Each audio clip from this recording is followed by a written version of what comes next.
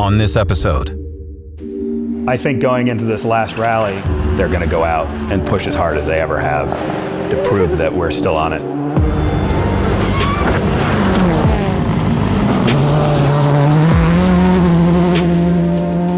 This is probably the most challenging rally on the circuit. Max right 6. Pretty much out of the gates, it's going to be flat out. Sharp, you're right 5 minus sharp, right 5 minus sharp.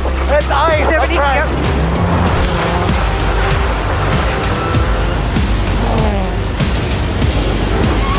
You did a good job to keep that on the road, oh my god. Oh, man. This is Launch Control. How did we not crash?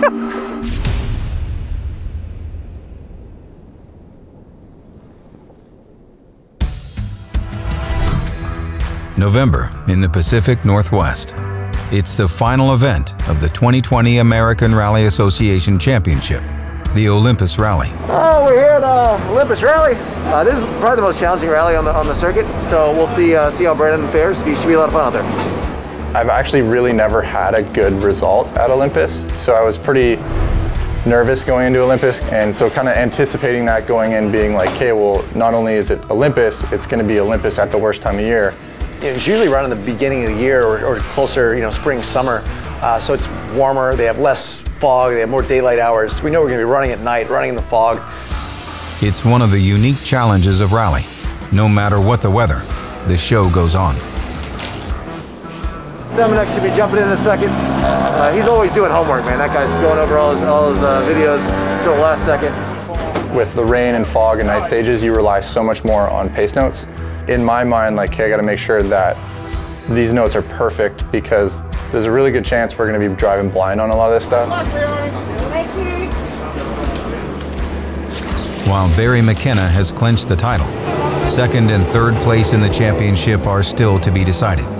And both Subaru drivers want to end their season on a high point. It sets up an all-out battle. I think going into this last rally, it's still up to those two. Who's going to win? Who's going to push harder? I think they're going to go out and push as hard as they ever have to prove that we're still on it. Leading the way for the Subaru team is Brandon Semenuk and John Hall. The factory team rookies have impressed this year. Consistent when they needed to be. Outright fastest when the opportunity arose. Go. Okay, flat left and forward right, plus 30. 3 left minus, long, opens. In his first season with the team, Semenuk has let events unfold as he builds confidence. But with a win now under his belt, he knows he can command a rally from the front. Pastrana, on the other hand, knows he needs a big win to end the year. He attacks on stage 1, hoping to catch the rest of the field sleeping. Tightens 5 and left 3 minus. He's fast, but Brandon is faster, winning the stage by 1.2 seconds over McKenna. It's clear everyone has brought their A-game. We were going flat out, but there was a lot of times where if we weren't in a battle, we would have probably pulled it back quite a bit. On stage 2, Brandon makes a mistake. Into.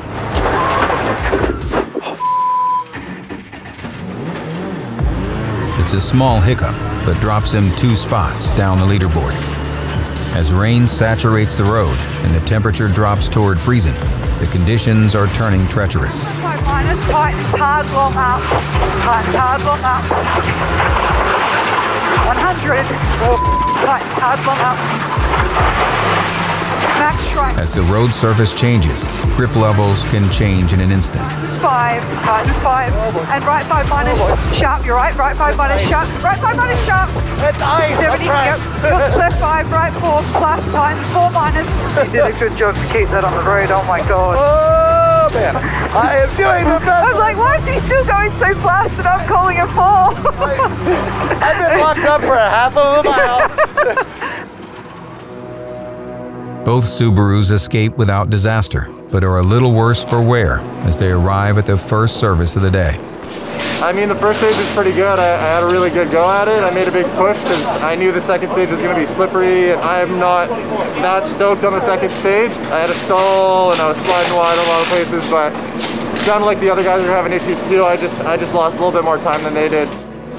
Second stage was muddy, sloppy, slippy, you know, I mean, we were all over the place. So it was a tough one.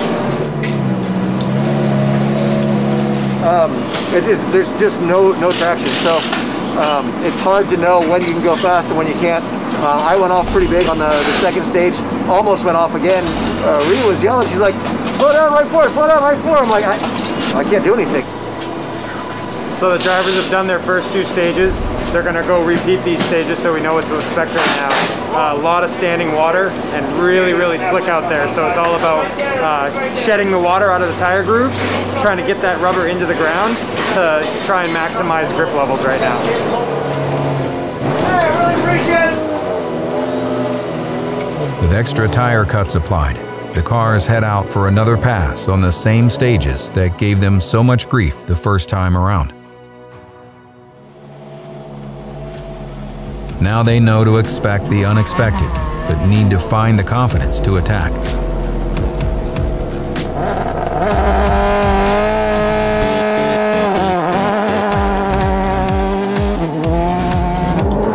But while traction seems to have improved, the amount of standing water has not. Turn right 2 plus. Yep, right 2 plus, yes. Half left 330, right 4 plus. Slight right through water, 150. For Semenuk and Hall, they take advantage of the conditions. I was realizing that we were actually taking more time out of Barry on the stages that had a lot of water in the lines. It seemed like, you know, obviously his car is quite quick, but when there was water in the lines, he was having bigger issues. The Subarus were so stable, they had like good power and good grip that the water in the lines didn't affect us as much as they did him. So those are the stages I was making the most time. Right over 40 kinks, slowing over 25. He wins stage 3 by 2 seconds and ties McKenna on stage 4. A vast improvement from the first time around. Sorry about the last little... No problem. I slowed too early for the 4 and then I was like, ow. The tire cuts are working, so they look to expand that strategy. So we look at these edges here, see how they're wearing. We put some cuts in here, and we put a cut in here, and it was definitely an improvement. So we're taking that theory, and we're gonna open it up even just a little bit more. See the difference here? So it's just another step in what we think we can do. We're real close to the base, but we made a lot of mistakes. So we need to make up some time tonight. It's gonna be a tough night, but we'll get it done. With night coming, the conditions are slated to get worse. Falling temps, more ice, more rain.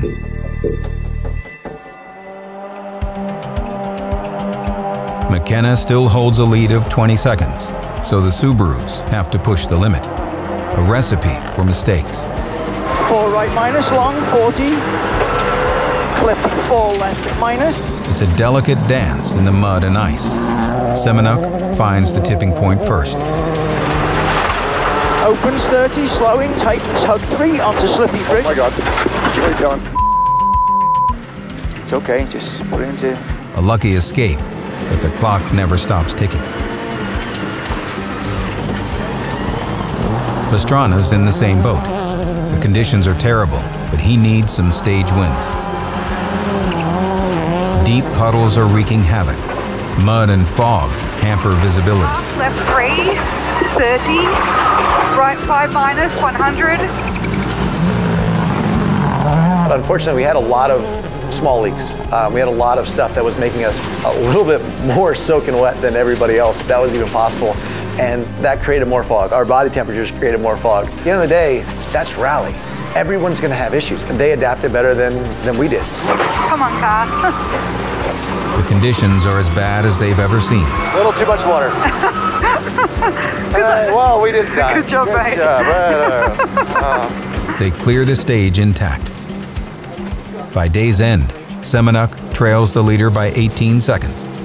Pastrana, another 36 behind him. I think it's all coming from I'm getting soaked from the roof vent, and her notes are even sticking together now because she's got so much water pouring in her door side. in the door sill. We're spoiled. We've been having such a easy go with these beautiful weathered rallies. We're being punished for it all. Water, man. There's a lot of it, so unfortunately getting into the car in a few spots, and there's just enough water coming in right now that it's condensating inside the car and fogging the windscreen. So even with the heated screen and the blower on, I mean, the driver's getting wet, it's crazy. So all that fog means he can't see real well, and it's affecting the performance right now. So we gotta try and figure that out. Pretty much everywhere there's a hole, the water's coming in. It's so bad the heated screen can't even keep up now. It's the worst I've ever seen it. I thought our pace was good, but we just made some mistakes, and it cost us pretty huge. Had like a pretty fast spin and got pinned up against a tree, so I had to back up and get going again. And unfortunately, we lost like one of our light pods in the happening of that. So we had even less light than the stage before. Brandon had his issues, I had my issues. I'm sure that Barry had his issues. But at the end of the day, they did a better job through the night stages of keeping competitive, and those guys did a better job of making the best of what they had.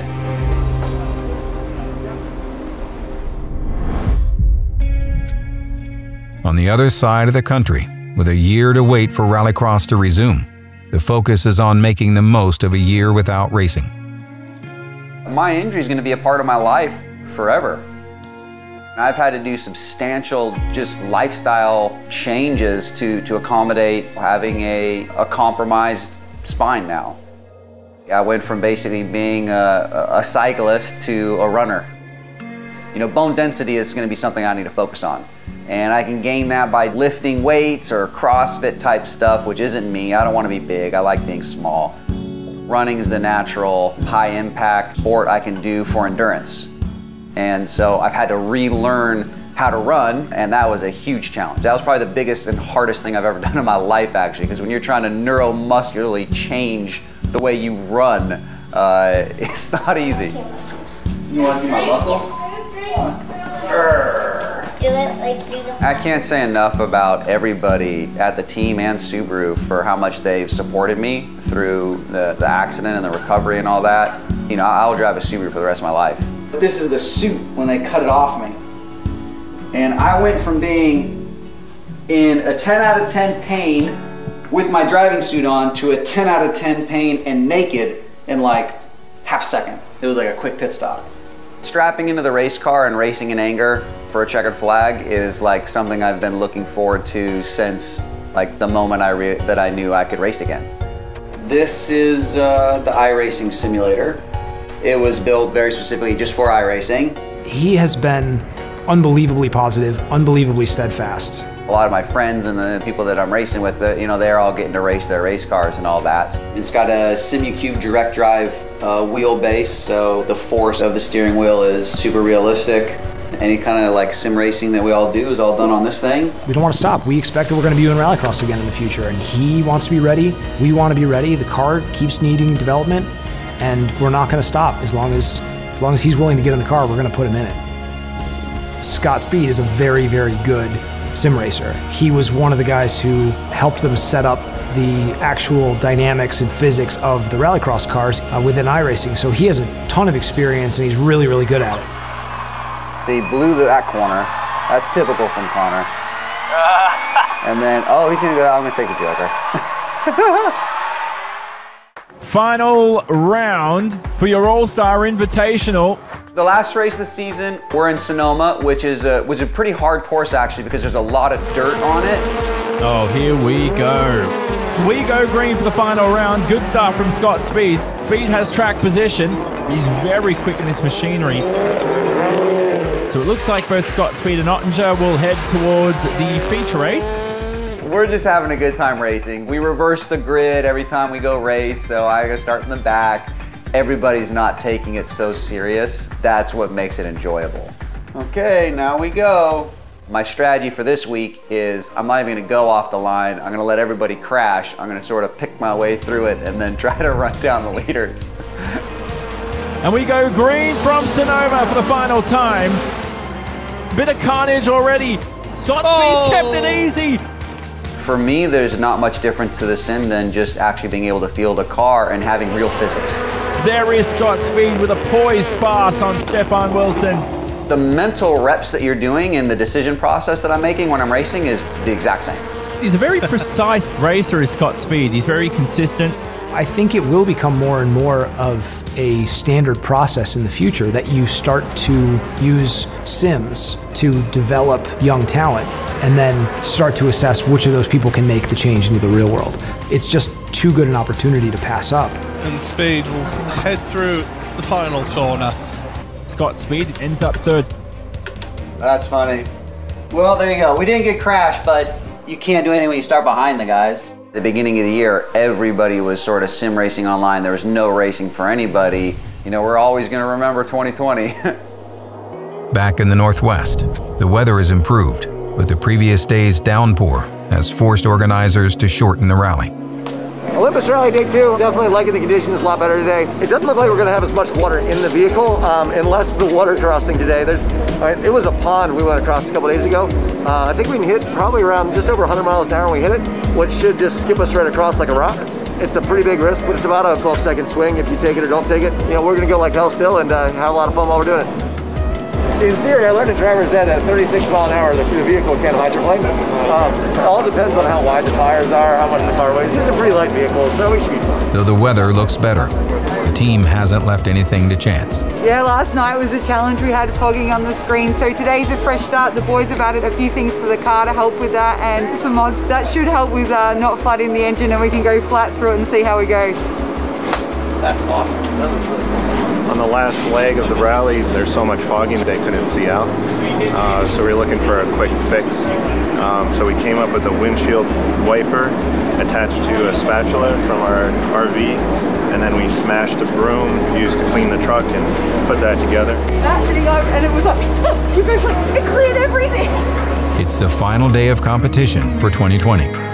They've got some ground to make up, but this team has its sights set on ending the year in the winner's circle.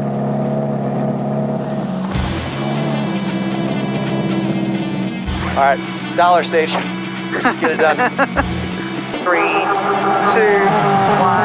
go. 20, left 5. Pastrana is the first to find out exactly how much water is left. 30, water right 5 plus. It's not exactly dry, but compared to a day ago, it's much more manageable. Pastrana is at 10/10 in hopes of mounting a comeback. Semenuk is also on the attack. He wants back in the fight just as much as his teammate, though he approaches it from a different angle. The first stage was interesting because there was like the big water puddle. I knew Travis was definitely going to hit it flat out, and I knew Barry wasn't going to go slow through it. I'll play it safer than those guys in this big water crossing. The first stage, I'll probably lose the stage if they make it through okay, but if they hit this thing and they have issues, then all of a sudden I could have a big gain. He's taking a gamble, but if you always do the same as your competitor, nothing will change. Left 6 minus 100. Pastrana has pushed hard, ignoring the risks of the water crossing. Travis being Travis, he's just like, oh yeah, you'll just hydroplane over that, no problem. But he makes little progress on the leaderboard. -4, and left 5 fast. Flying finish, 150. Yep, got it, mate. Felt good. Well done, mate. We didn't feel the water, we felt the bump after the water. The bump after, I didn't expect that. Both Subarus clear the stage, but the leaderboard stays consistent. We're here waiting for them to come in. They just did an 11-mile stage.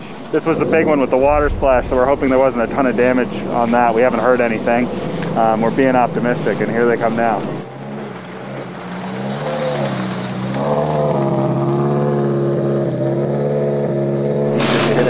Oh, like first gear. Okay. Yeah, I went right down. Travis hit it flat, Barry hit it like medium speed. I definitely made a mistake there. That was probably all the time lost. Sure. Yeah, but whatever. I mean, we're not really nothing wrong with playing it safe. Yeah, we're not really in like a fight right now, so it's not a big deal. And if those dudes broke the cars doing it, then it would be a different situation. But yeah, no. I think he took it easy through the water splash, so there's no damage with that. So kind of just a general check over. It is still pretty nasty out there, but all the protection on the car is holding up and everything else, so I think we're good. It could have been 50 feet deep, it wouldn't have mattered. Yep. There was no water came up over the hood.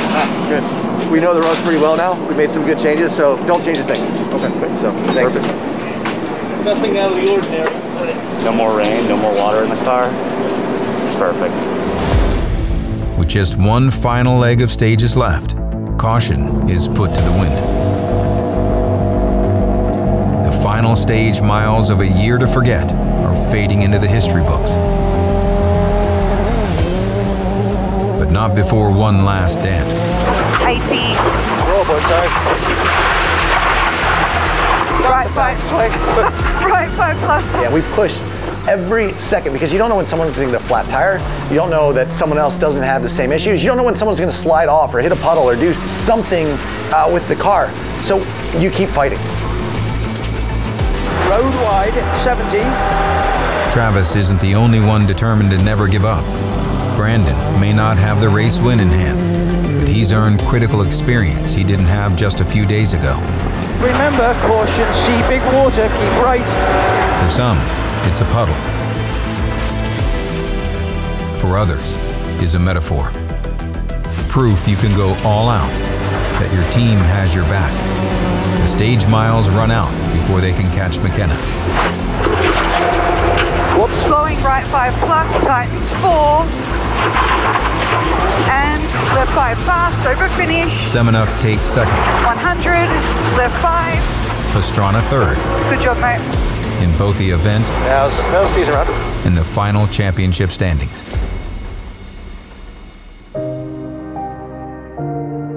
In Vermont, a few weeks later, the entirety of the season comes into focus.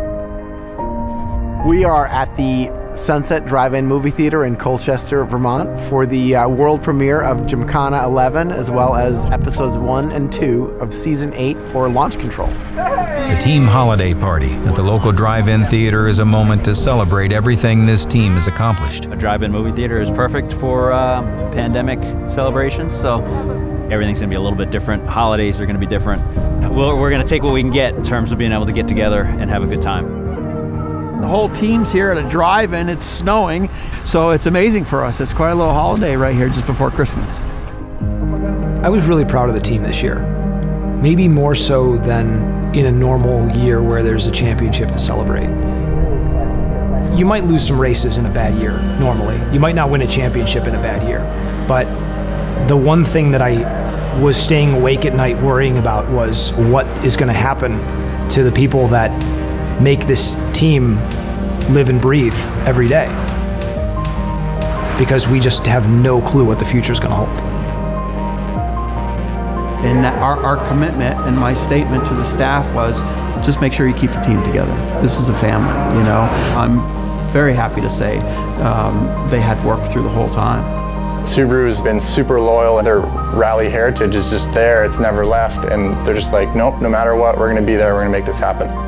In a difficult year, it's a season to be proud of.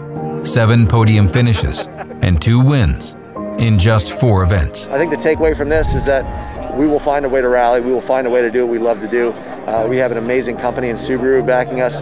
We all want to be here so badly. We're able to get some in as much as we'd love a full season. We want to come back, and we'll just respect that time we get in the car even more. There are tons of great things that happened in 2020. Tons of great things that happened. We were able to do the races. We still came out and brought Travis back to the team and back to the sport full time.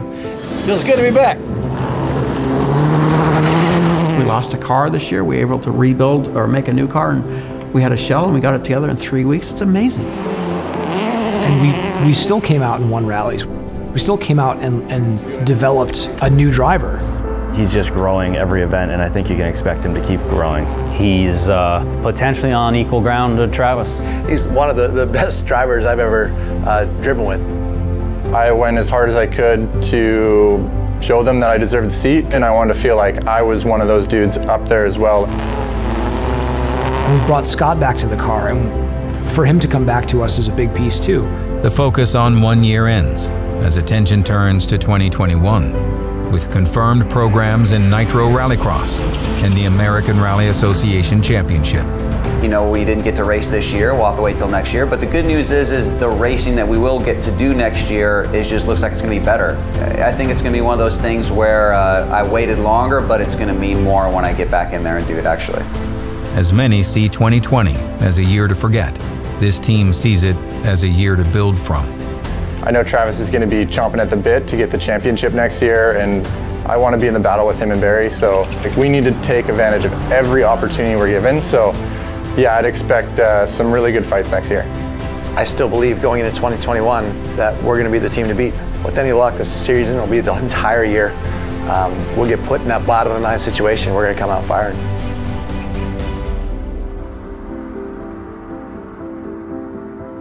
I just think a team that succeeds all the time, it doesn't know as much about itself as a team that overcomes adversity. Because when you overcome adversity, you discover what you have within you. And I'm really proud of what this team found out about itself this year. With racing season complete, the workshop still has one more special project on the schedule.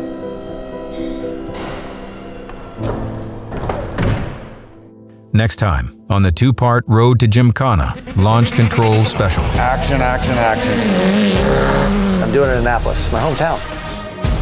Yeah. I saw the wing. I was like, oh my gosh, it's like on the car. There is no rule. It's the nicest car that VSE's ever produced.